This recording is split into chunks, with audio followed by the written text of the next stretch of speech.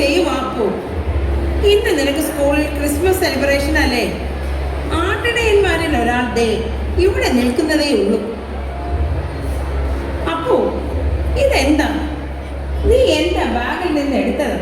നോക്കട്ടെ.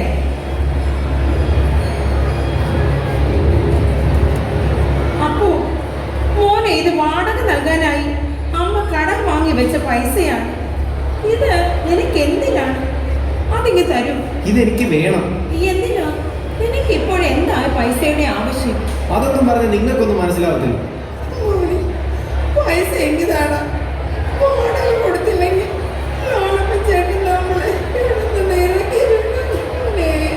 മാറി നിൽക്കുന്നല്ലേ, എനിക്ക് പോണം.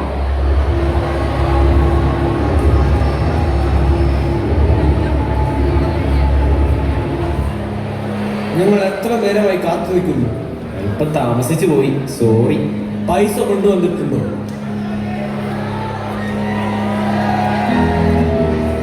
പ്രിയപ്പെട്ട അധ്യാപകരെ, നമ്മുടെ ക്രിസ്മസ് സെലിബ്രേഷൻ ആരംഭിക്കുകയാണ്. ഓരോ ക്ലാസ്സിലെയും കുട്ടികളെ ഓഡിറ്റോറിയത്തിലേക്ക് കൃത്യമായി വരിയായി കൊണ്ടുവരേണ്ടതാണ്.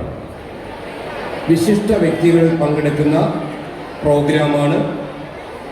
കുട്ടികൾ കൃത്യമായി ഓഡിറ്റോറിയത്തിനുള്ളിൽ നിശബ്ദമായിരുന്ന് പരിപാടികൾ ആസ്വദിക്കേണ്ടതാണ്. യാതൊരു വിധത്തിലുള്ള സംസാരമോ കാര്യങ്ങളോ ഓഡിറ്റോറിയത്തിനുള്ളിൽ ഉണ്ടാകാൻ പാടില്ല. പ്രിയ കുട്ടികളെ, ഓഡിറ്റോറിയത്തിനുള്ളിൽ പരിപൂർണമായ അച്ചടക്കം പാലിക്കേണ്ടതാണ്. വിശിഷ്ട വ്യക്തികൾ പങ്കെടുക്കുന്ന ഈ ക്രിസ്മസ് സെലിബ്രേഷനിൽ നമ്മുടെ സ്കൂളിൻ്റേതായ അച്ചടക്കം കൃത്യമായി പാലിച്ച് കുട്ടികൾ ഈ ക്രിസ്മസ് പരിപാടി ആസ്വദിക്കണം. ക്രിസ്മസിൻ്റെ എല്ലാ സമാധാനവും സന്തോഷവും നിങ്ങളിൽ നിറയട്ടെ. അയ്യോ, എനിക്ക് പ്രോഗ്രാം തുടങ്ങാറായി. നാട്ടിനെ എനിക്ക് വേഷമുള്ളതാണ്. നിങ്ങൾ ഇവിടെ വെയിറ്റ് ചെയ്യാവോ? പ്രോഗ്രാം കഴിയുമ്പോൾ ഞാൻ വരാം, പ്ലീസ്. ശരി, പോയിട്ട് വാ. ഞങ്ങളെ പറ്റിക്കാൻ ശ്രമിക്കരുത്. ഇല്ല ചേട്ടാ, പറ്റിക്കത്തൊന്നുമില്ല.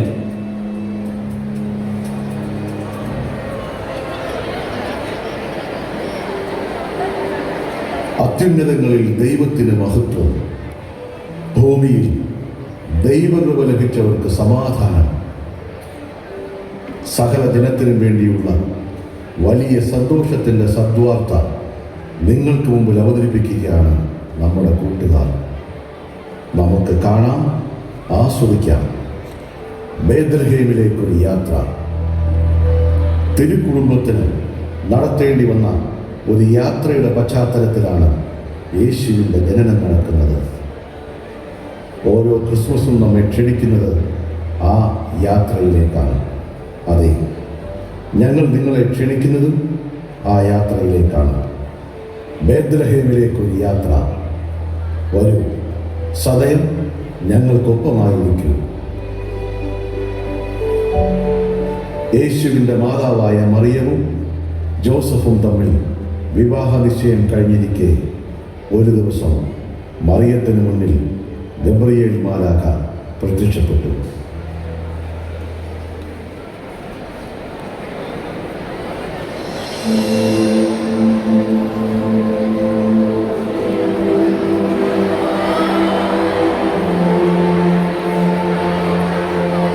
ദൈവകൃപ ലഭിച്ചവളെ, നിനക്ക് വന്ദനം.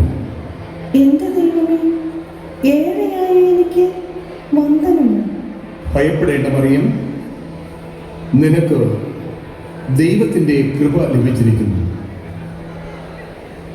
വിശ്വസിക്കൂ മറിയം, നീ ഗർഭം ധരിച്ച് ഒരു പുത്രനെ പ്രസവിക്കും.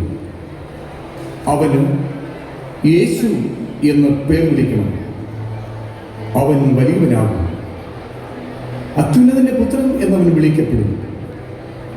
കർത്താവായ ദൈവം അവന്റെ പിതാവായ ദാവീദിന്റെ സിംഹാസനം അവന് കൊടുക്കും. യാക്കോബിന്റെ ഭവനത്തിന്മേൽ അവൻ എന്നേക്കും ഭരണം നടത്തും. അവന്റെ രാജ്യത്വത്തിന് അവസാനമുണ്ടാവുകയില്ല. ഇതെങ്ങനെ സാധ്യമാകും? ഞാൻ പുരുഷനെ അറിഞ്ഞിട്ടില്ലല്ലോ. പരിശുദ്ധാത്മാവ് നിന്റെ മേൽ ആവസിക്കും. അത്യുന്നതന്റെ ശക്തി നിന്റെ മേൽ നിഴലിടും. അങ്ങനെ നിനക്ക് ജനിക്കാനിരിക്കുന്ന പൈതൽ ദൈവപുത്രൻ എന്ന് വിളിക്കപ്പെടും. എൻ്റെ ദൈവമേ, നിന്റെ ചാർച്ചക്കാരി വൃദ്ധയായ എലിസബത്തും ഒരു പുത്രനെ ഗർഭം ധരിച്ചിരിക്കുന്നു. വന്ധ്യ എന്ന് പറഞ്ഞിരുന്ന അവൾക്ക് ഇത് 6-ാം മാസമാണ്. ദൈവത്തിന് ഒന്നും അസാധ്യമല്ല. ഇതാ ഞാൻ, കർത്താവിൻ്റെ ദാസൻ. നിന്റെ വാക്കുപോലെ എനിക്ക് ഭവിക്കട്ടെ.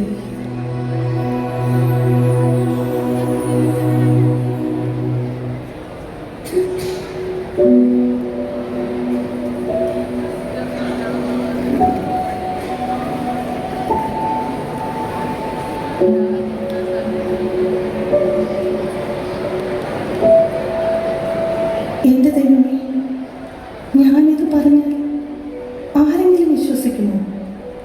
എൻ്റെ നാട്ടുകാർ, വീട്ടുകാർ, ജോസഫ്. എങ്കിലും ദൈവമേ, ഞാനങ്ങനെ വിശ്വസിക്കുന്നു. ജോസഫ് ഒരിക്കലും എന്നെ കൈവിടിയില്ല എന്നും ഞാൻ വിശ്വസിക്കുന്നു.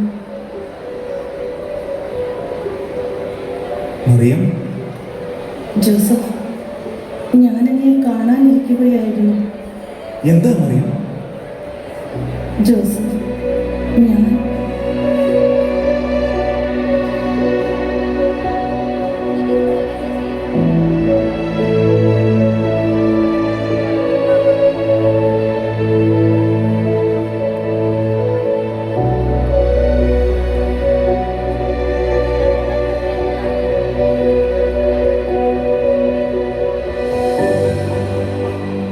ഞാൻ പോയിട്ട് വരാൻ മറിയം. ജോസഫ്, അങ്ങൊന്നും പറഞ്ഞില്ലല്ലോ. വിഷമിക്കേണ്ട മറിയം, ഞാൻ വരാം.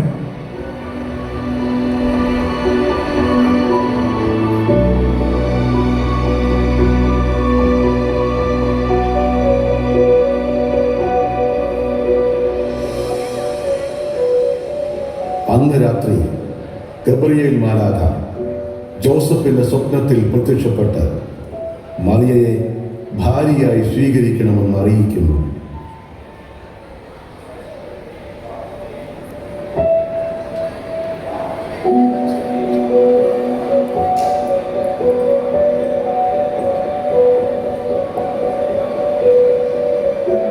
ദൈവമേ, ഞാൻ എന്താണ് ചെയ്യേണ്ടത്? മറിയം അവൾ നിഷ്കളങ്കയാണ്.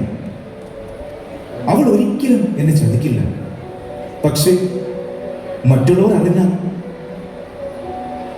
ഇല്ല, ആരും അറിയരുത്. ഇതാരും അറിയാൻ പാടില്ല. ഈ കാര്യം ആരും അറിയാതെ ഞാൻ അവളെ ഉപേക്ഷിച്ചോളാം.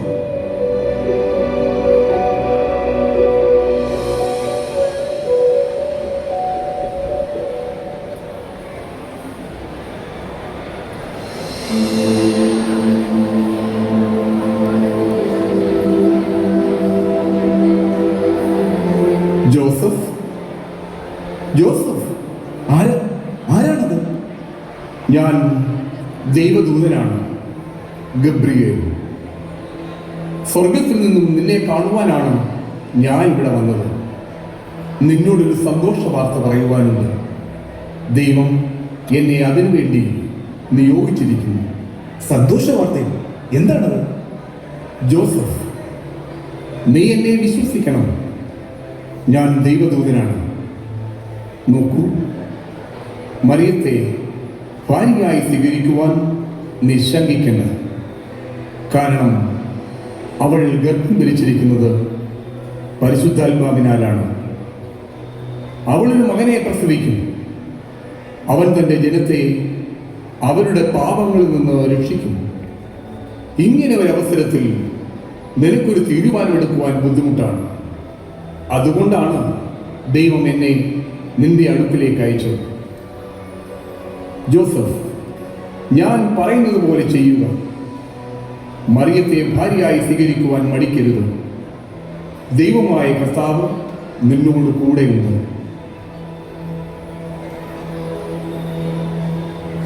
ദൈവമേ, വിചിത്രമായ സ്വപ്നം.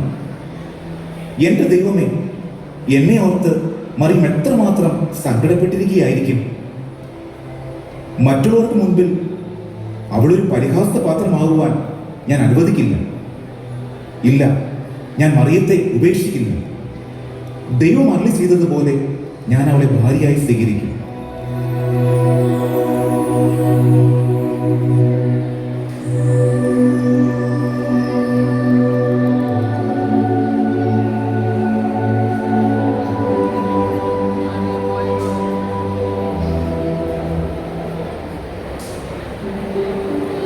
ഏതാനും നാളുകൾക്ക് ശേഷം അഗസ്റ്റസ് സീസറിന്റെ കൽപ്പന പ്രകാരം ജനസംഖ്യാ പട്ടികയിൽ പേര് ചേർക്കാൻ നസ്രത്തിൽ നിന്നും യൂദയായിലെ ബേത്ലഹേമിലേക്ക് പൂർണ്ണഗർഭിണിയായ മറിയത്തെയും കൂട്ടി ജോസഫ് യാത്രയായി. ആ യാത്രയിൽ മറിയത്തിന് പ്രസവത്തിനുള്ള സമയമെടുത്തു.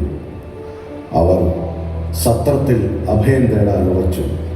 പക്ഷേ സത്രങ്ങളൊക്കെ പേരെഴുതി കാണിക്കാനെത്തിയ ജനങ്ങളാൽ നിറഞ്ഞിരുന്നു.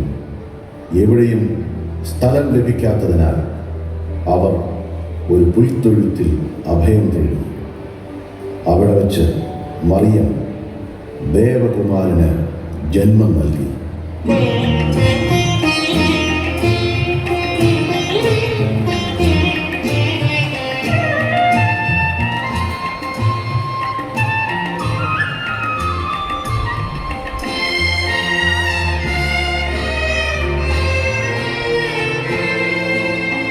മഞ്ഞു പൊതിയുന്ന മാമരം കോച്ചുന്ന മലനിര തിളങ്ങുന്ന ബേത്ലഹേമിൽ.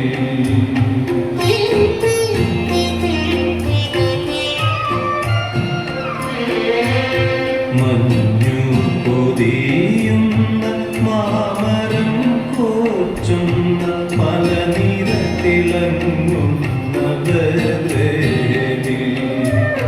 യൗസേപ്പും മേരിയും മുട്ടി വിളിക്കുന്നു, ഈ ലോകനാഥനിടം തരില്ലേ. യൗസേപ്പും മേരിയും മുട്ടി വിളിക്കുന്നു, ഈ ലോകനാഥനിടം തരില്ലേ. മഞ്ഞു പൊതിയുന്ന മാമരം തോച്ചുന്ന മലനിര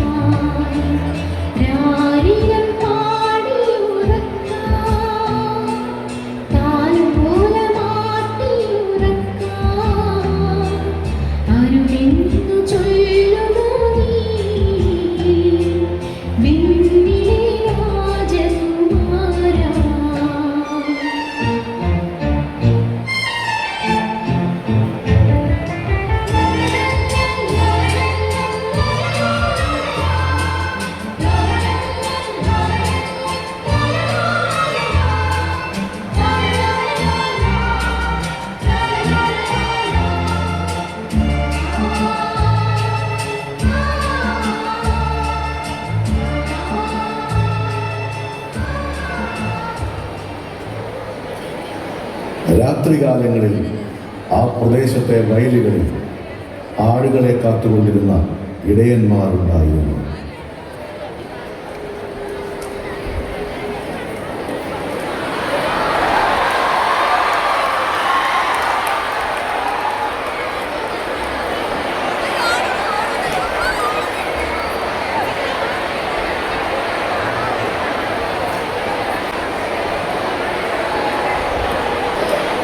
അടുത്ത ജീവിതം നമ്മൾ മാത്രം ഇങ്ങനെ ആർക്കും വേണ്ടാത്തത്. ഓ, എന്തൊരു തണുപ്പ്! രാത്രിയിലെ ഈ മരം കോച്ചുന്ന തണുപ്പത്ത് പുതയ്ക്കാൻ മതിയായ കമ്പളമില്ലാതെ നമ്മൾ എത്രമാത്രം കഷ്ടപ്പെടുന്നു. മറ്റുള്ളവർ സുഖമായി ഉറങ്ങുമ്പോൾ ഉറങ്ങാനാവാതെ ഈ താഴ്വാരത്ത് നമ്മൾ ഇങ്ങനെ. പൂർവികർ നമുക്ക് കൈമാറുന്ന തൊഴിലല്ലേ നമ്മളുടെ മക്കൾ ഇങ്ങനെ കഷ്ടപ്പെടാനായി മാത്രം തലമുറകളായ ആട്ടിടയണമെന്ന പേര്. ഇതാണ് നമ്മുടെ വിധി. എൻ്റെ കൂട്ടുകാരെ, നിങ്ങൾ എന്തിനാ രോഷം കൊള്ളുന്നത്? ചെയ്യുന്ന ജോലി സന്തോഷം കണ്ടെത്തിയാൽ പിന്നെ നമുക്ക് ഒന്നിനോട് വെറുപ്പ് തോന്നില്ലെന്നേ. ദുഃഖങ്ങളും പ്രയാസങ്ങളും ഒക്കെ വരുമ്പോൾ നമുക്ക് ദൈവത്തോട് പ്രാർത്ഥിക്കാം. നമ്മുടെ സങ്കടങ്ങൾ ഒരു നാൾ മാറുമെന്നേ. ദൈവം നമ്മുടെ പ്രാർത്ഥന തീർച്ചയായിട്ടും കേൾക്കും. ഇവരെ ഭ്രാന്താണ്.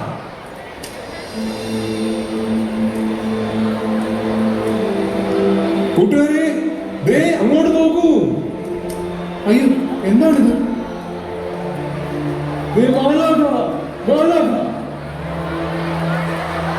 അത്യുന്നതങ്ങളിൽ ദൈവത്തിന് സ്തുതി, ഭൂമിയിൽ സന്മനസ്സുള്ളവർക്ക് സമാധാനം.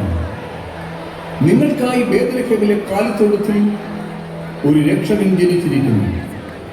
ലോകരക്ഷകനെ ആദ്യം കാണുവാനുള്ള ഭാഗ്യം നിങ്ങൾക്കാണ് ലഭിച്ചിരിക്കുന്നത്. ഞങ്ങൾ എങ്ങനെയാണ് രക്ഷകനെ കണ്ടെത്തുക? എന്താണ് അടയാളമായിട്ടുള്ളത്? പിള്ളക്കച്ചകൾ കൊണ്ട് പൊതിഞ്ഞ് പുൽത്തൊട്ടിയിൽ കിടത്തിയിരിക്കുന്ന ഒരു ശിശുവിനെ നിങ്ങൾ കാണും. ഇതാണ് നിങ്ങൾക്കുള്ള അടയാളം. നമുക്ക് ഇപ്പം തന്നെ ലോകരക്ഷകനെ പോയി കുമ്പിട്ട് ആരാധിക്കാമെന്നേ. നമ്മുടെ ജീവിതത്തിൽ ഏറ്റവും വലിയ ഭാഗ്യമാണ് കൈവന്നിരിക്കുന്നത്. ഹൃദയശുദ്ധിയുള്ളവർ ഭാഗ്യവാന്മാർ. എന്തുകൊണ്ടെന്നാൽ അവർ ദൈവത്തെ കാണും.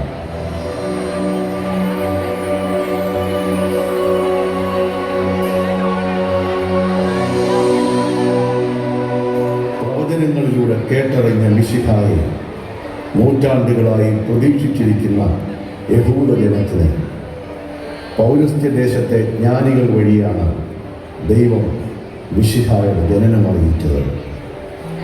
രാജാവായ മിശിഹ പിറന്നത് കൊട്ടാരത്തിലായിരിക്കും എന്ന് അവർ ചിന്തിച്ചു. അതിനാൽ അതുവരെ അവർ പിന്തുടർന്ന നക്ഷത്രത്തെ വിട്ട് അവർ കൊട്ടാരത്തിലെത്തി. രാജാവായ ഹെറോദോസിനെ കണ്ടു. ജ്ഞാനികളുടെ വാക്കുകൾ കേട്ട് ഹെറോദേസ് അസ്വസ്ഥനായി. കാരണം ഒരു രാജാവ് വരുമെന്ന പ്രവചനം ഹെറോദേസിന് അറിയാമായിരുന്നു. പ്രവചനപ്രകാരം മിശിഹ എവിടെ ജനിക്കുമെന്ന് തൻ്റെ കൊട്ടാരത്തിലെ നിയമജ്ഞർ വഴി ഹെറോദേസ് മനസ്സിലാക്കിയിരുന്നു. മിശിഹായെ കണ്ടാൽ തനിക്കും ചെന്ന് ആരാധിക്കേണ്ടതിന് എവിടെയാണ് മിശിഹ ജനിച്ചതെന്ന് തിരികെ വരുമ്പോൾ തന്നെയും അറിയിക്കണം എന്ന് പറഞ്ഞുകൊണ്ട് ഹെറോദേസ് ജ്ഞാനികളെ യാത്രയാക്കി. തൻ്റെ രാജ്യം നഷ്ടപ്പെടും എന്ന് ഭയന്ന ഹെറോദേസ് 2.5 വയസ്സിന് താഴെയുള്ള എല്ലാ കുഞ്ഞുങ്ങളെയും വധിക്കാൻ കൽപ്പന നൽകി.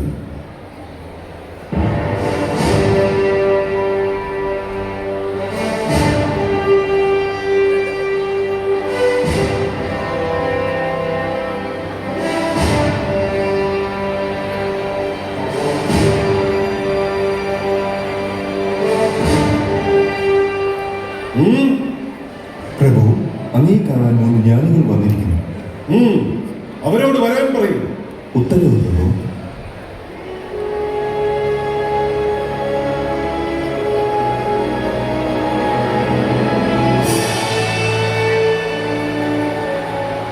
വന്നാലും ശ്രേഷ്ഠരെ, നാം എന്താണ് നിങ്ങൾക്കായി ചെയ്തു തരേണ്ടത്? പ്രഭു, ഞങ്ങൾ രാജകുമാരനെ അന്വേഷിച്ചു വന്നതാണ്. രാജകുമാരൻ? അതേ പ്രഭു, യഹൂദന്മാരുടെ രാജകുമാരൻ മിശിഹ ബേത്ലഹേമിൽ പിറവിയെടുത്തു എന്നറിഞ്ഞിട്ടാണ് ഞങ്ങൾ വന്നത്. എന്നാര് പറഞ്ഞു? നമുക്കങ്ങനെ ആരെയും അറിയില്ല. അങ്ങനെ പ്രവചനങ്ങളുണ്ടല്ലോ.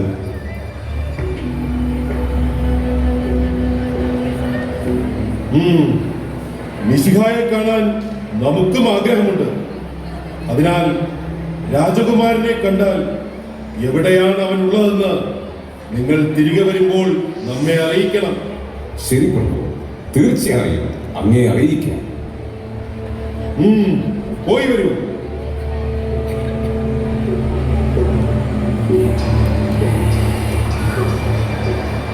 ആരെവിടെ? പ്രഭു, മഹാമന്ത്രിയോട് വരാൻ പറയൂ. ഉത്തരവ് പ്രഭു.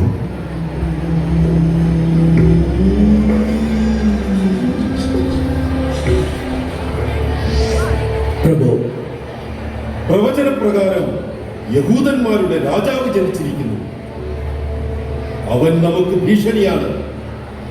നമ്മുടെ രാജ്യം നഷ്ടപ്പെടുമെന്ന് നാം ഭയക്കുന്നു. പ്രഭു, എന്താണ് ചെയ്യേണ്ടതെന്ന് പറഞ്ഞാലും. 2.5 വയസ്സിന് താഴെ പ്രായമുള്ള എല്ലാ കുഞ്ഞുങ്ങളെയും ഇന്ന് രാത്രി തന്നെ വധിക്കാൻ നാം ഉത്തരവിടുന്നു. കൽപ്പന പോലെ. അങ്ങ് സന്തോഷമായിരുന്നാലും.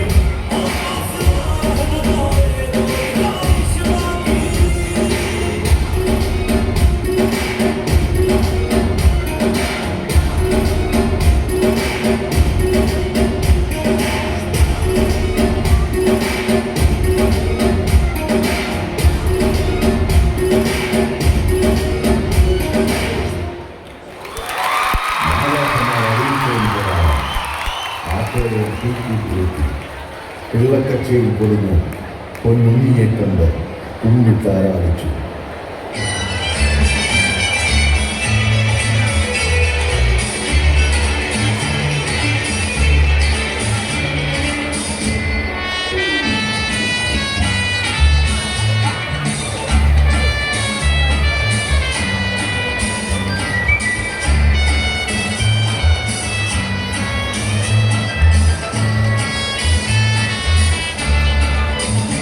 ദൈവം പിറക്കുന്നു മനുഷ്യനെ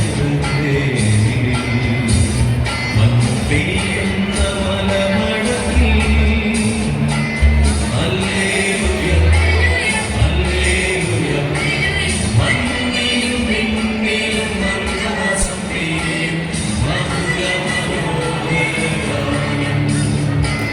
മണ്ണിലും വിണ്ണിലും മന്ദഹാസം പെയ്യും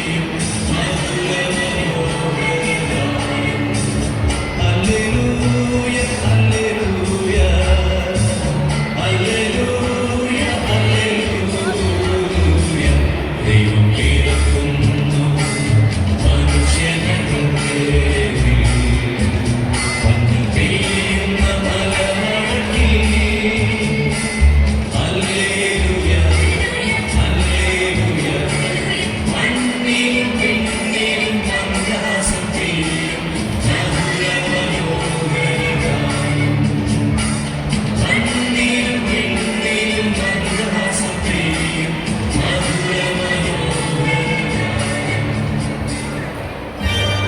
യഹൂദിയായിലെ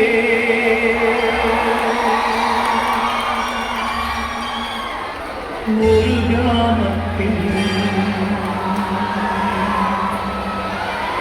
ഒരു ധനവാസത്തിൽ കുളിരും രാവിൽ രാത്രിയിരുന്നു ഭഗവാനേ ദേവനാദം കേട്ടു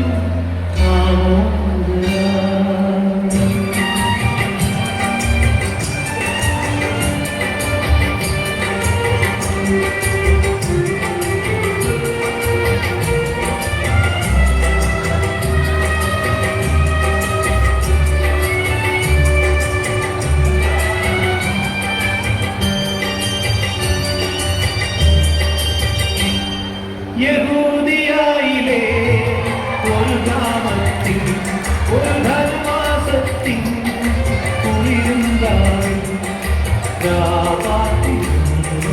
ധനപാലകൻ ദേവനാദം കേട്ടു ആമോദരാദികൾ വിടരും മാറി വെള്ളിമേഘങ്ങൾ ഒഴുകുണ്ടായി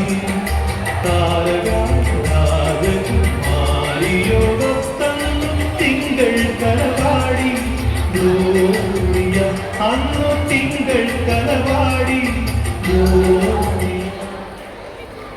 ഹെറോദേസിന്റെ കൊട്ടാരത്തിൽ നിന്നിറങ്ങിയ ജ്ഞാനികൾ നക്ഷത്രത്തെ പിന്തുടർന്ന് യേശു ജനിച്ച സ്ഥലത്തെത്തി.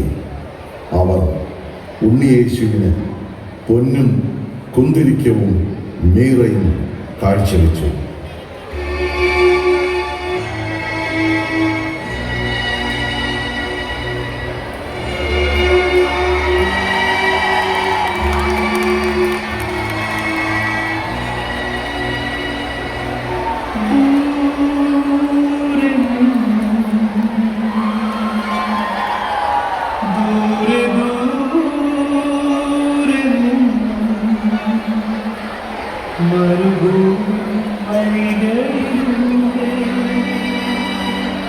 ഒരു കാലി തൊഴുത്തു തേടി 3 രാജാക്കന്മാരെത്തി.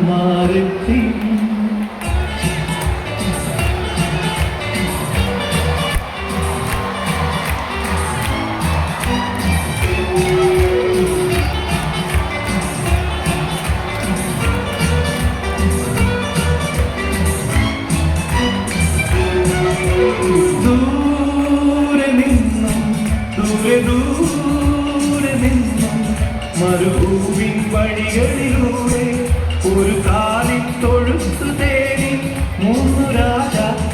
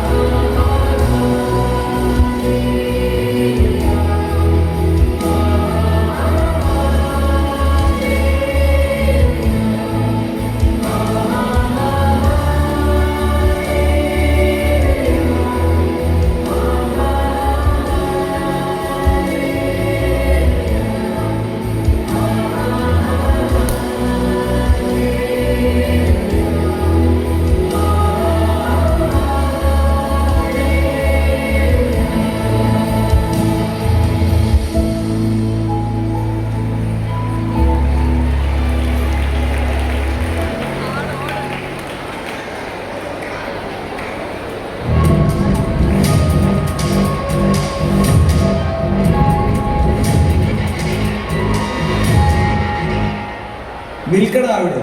രാവിലെ മുതൽ നീ ഞങ്ങളെ പറ്റിക്കുകയാണ്. കാശെടുക്കടാ. ഇല്ല, കാശ് തരില്ല. എനിക്കിതൊന്നും വേണ്ട. ആഹാ, വേണ്ടെന്ന്. ആ, വേണ്ടെങ്കിൽ വേണ്ട. നീ മര്യാദയ്ക്ക് കാശ് തരുന്നുണ്ടോ? ഇല്ലെങ്കിൽ വാങ്ങിക്കാൻ ഞങ്ങൾക്കറിയാം. അയ്യോ വേണ്ട ചേട്ടന്മാരെ, ഞങ്ങളെ വീടിന് ഇതുവരെ വാടക പോലും കൊടുത്തിട്ടില്ല. അതിനുവേണ്ടി അമ്മ കടം വാങ്ങിച്ച കാശ് നിങ്ങൾ പറഞ്ഞോണ്ട് ഞാൻ എടുത്തോണ്ട് വന്നയാ. ഞാൻ തരത്തില്ല ഇത്. നീ തരണ്ട, ഞങ്ങൾ എടുത്തോളാം. ഏയ്, എന്താണ് എന്താണ് നിങ്ങൾക്ക് അപ്പോൾ നീ ആരുമായിട്ടാണ് വഴക്കുണ്ടാക്കിയത്? സ്കിറ്റ് തീരുന്നതിന് മുമ്പ് നീ എവിടേക്കാ പോയത്? ആ ഓടിപ്പോയവർ ആരാണ്? പറയൂ, ആരാണത്? എന്തിനാണ് അവർ നിന്നെ ഉപദ്രവിച്ചത്? ഭയക്കേണ്ട അപ്പു, എല്ലാത്തിനും നമുക്ക് പരിഹാരം ഉണ്ടാക്കാം.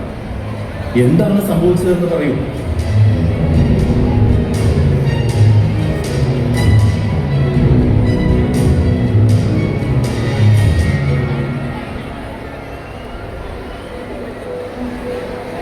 മകനെ, തെറ്റ് ചെയ്യാത്തവരായി ആരുമില്ല. അത് തെറ്റാണെന്ന് തിരിച്ചറിയുന്നവർക്കാണ് ആഗ്രഹിച്ചത്. ചെയ്തതൊക്കെ തെറ്റായിരുന്നുവെന്ന് അപ്പോൾ മനസ്സിലാക്കിയല്ലോ. അതാണ് നന്മ. എന്റെ ദുശീലങ്ങളൊക്കെ ഈശോയ്ക്ക് മുന്നിലേക്ക് എത്തുന്നതിനുള്ള തടസ്സങ്ങളായിരുന്നു ഫാദർ. ആ ചേട്ടന്മാരുമായിട്ടുള്ള എല്ലാ ബന്ധവും അവസാനിപ്പിക്കണമെന്ന് എൻ്റെ ഉള്ളിലിരുന്ന് ആരോ പറയുന്നുണ്ടായിരുന്നു.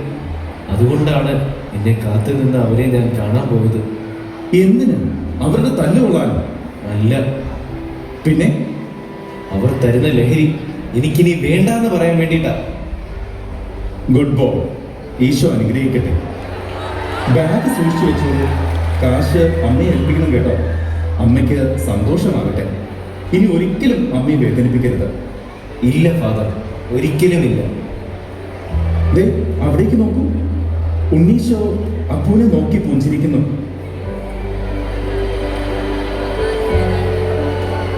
കാണാതെ പോയതിനെ കണ്ടുകിട്ടിയ സന്തോഷത്തിലാണ് ഇമ്മാനുവേൽ. വേഗം ഉണ്ണീശോയ്ക്ക് അരികിൽ പോയി നിന്നോളൂ.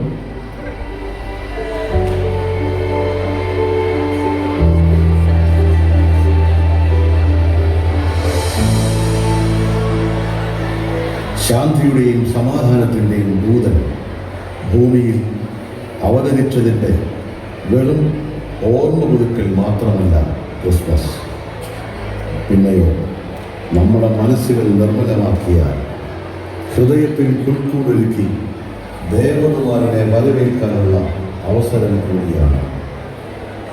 അതിനാൽ ലോകം മുഴുവൻ പ്രകാശം പകർന്നുകൊണ്ട് കാലിത്തൊഴുത്തിൽ പിറന്നു തിന്മകൾക്കെതിരെ പോരാടി പ്രത്യാശയുടെയും നന്മയുടെയും ദിനങ്ങൾ നമുക്കായി സമ്മാനിച്ച ദൈവപുത്രൻ ഇമ്മാനുവേൽ എൻ്റെ, നിന്റെ, നമ്മുടെ ഹൃദയങ്ങളിൽ വന്ന് തുറക്കുവാൻ നമുക്ക് കാത്തിരിക്കാം.